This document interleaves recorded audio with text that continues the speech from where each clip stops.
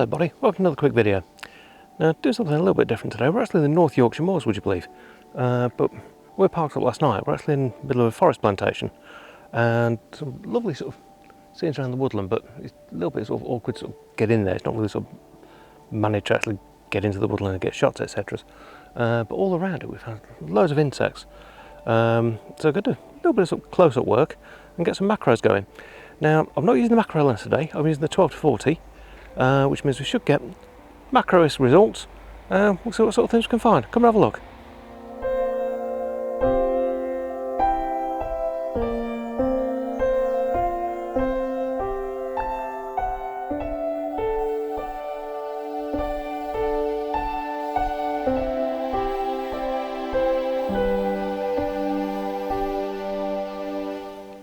Now today the light's really quite harsh, so it's sort of thing worth planning on sort of doing a bit sort of more of the vistas sort of on the other side of the woodland, but because of how harsh it is, it's not really going to be worthwhile. It's just going to be snapshots, and because of the harsh light, there's some lovely effects in the woodland, but it's too much of a contrast.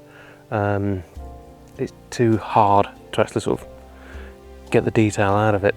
So essentially, yeah, they'd probably look really good in a moody black and white, but you wouldn't get sort of the depth that you really need to sort of get the effect in the woodland. Plus it's really difficult to access. Like I say, it's not laid out to actually sort of go in there and take photos. But all around the area there's wildflowers and bits and bobs, and the insects are absolutely loving it. We've seen so many butterflies, ladybirds and things like that.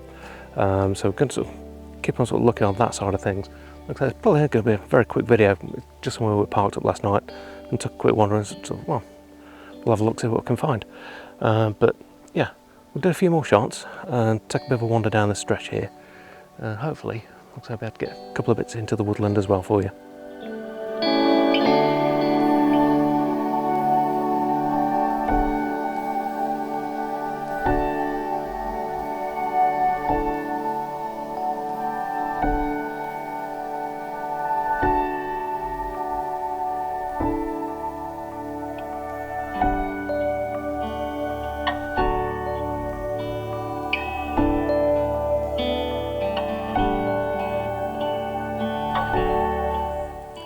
So using the 12 to 40 lens gives me a few options. I can sort of do some shots into the woods, and it just makes things a little bit easier. There's a bit more than all-in-one, but it does do near macro results. Now I tend to run it about f4 when I'm doing that sort of thing, so it gives a nice depth of field, but you don't lose too much of the ability to actually sort of get a reasonable amount actually in focus. One thing that is really handy with the 12 to 40, you've got the manual focus clutch, especially for doing sort of the close-up stuff, so you can instantly sort of get a rough sort of pick out of your focus, then flip the clutch over and just fine-tune that. And especially using the sort of the high-resolution viewfinder with the all-in-one, you get some lovely sort of results from it. You can really tell when it's in focus. It really helps out.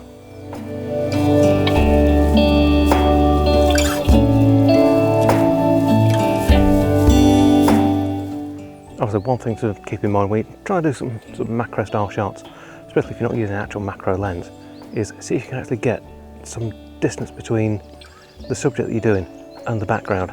It helps give that sort of real sort of depth to the image.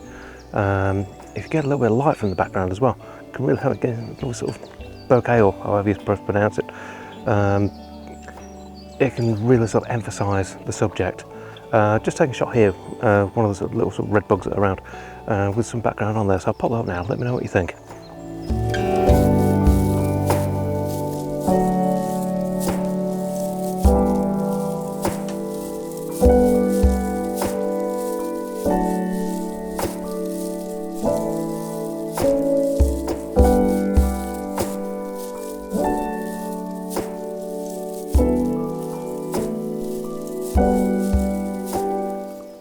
One feature I find really handy, especially for doing sort of handheld macro stuff, is the magnifier feature.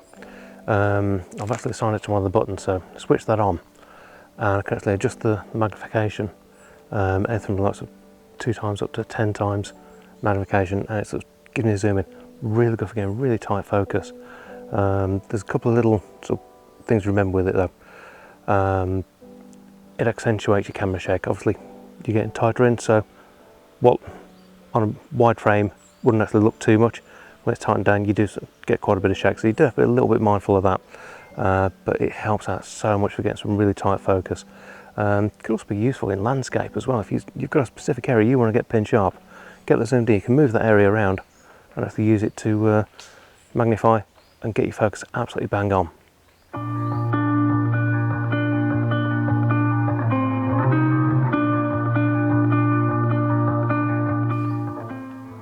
Obviously, it's not just insects and bugs. I mean, a lot of people don't really sort of like that sort of thing, but I find them quite interesting. They're so varied and there's so much sort of variety that are out there. And you don't need to go far. I mean, the amount of things that we get in the garden, it's unbelievable to go out there. You can spend half an hour in the garden, you get like 10 to 12 different species of bugs.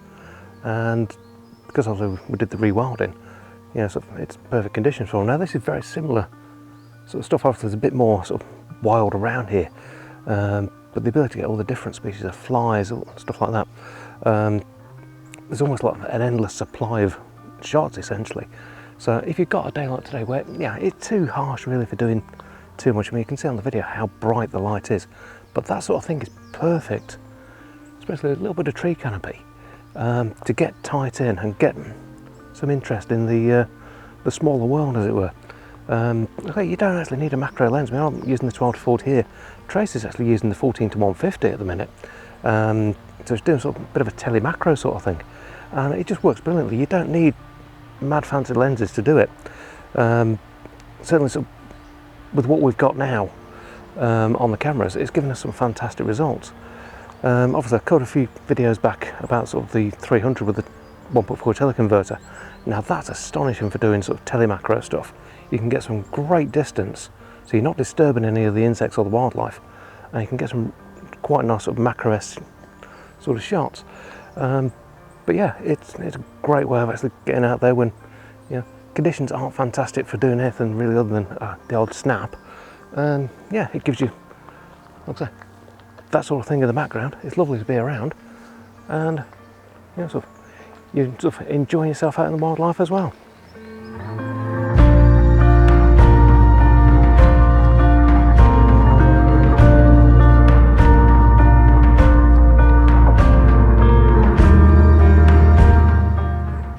So, we've been out for about an hour now. We've got maybe 450, 500 yards from the van, and yeah, we've got loads of shots, lots of interest.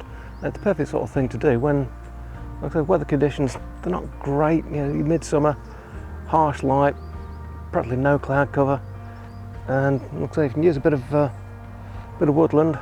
You don't need to go far. Stay local. Just find somewhere like this. Just get in with the insects. Get a reasonable lens on that you can get some good shots with, and off you go. Doesn't take much at all. So yeah, we're going to sort of have a wander around now. Got a couple of bits and bobs that we've planned while we're up here. But like I say, thanks for watching, and if you have liked the video, please do hit that thumbs up button. Really helps out. And if you've not subscribed, please do hit that subscribe button. There's more and more stuff that we're going to be doing, and you know, so some weeks it's just been sort of little wanders like this. Other weeks we'll be out and about, big vistas and sort of seasides and things like that. Loads of things coming up. We're going to lakes again soon, so yeah, be a good test for the 12 to 100 coming up there.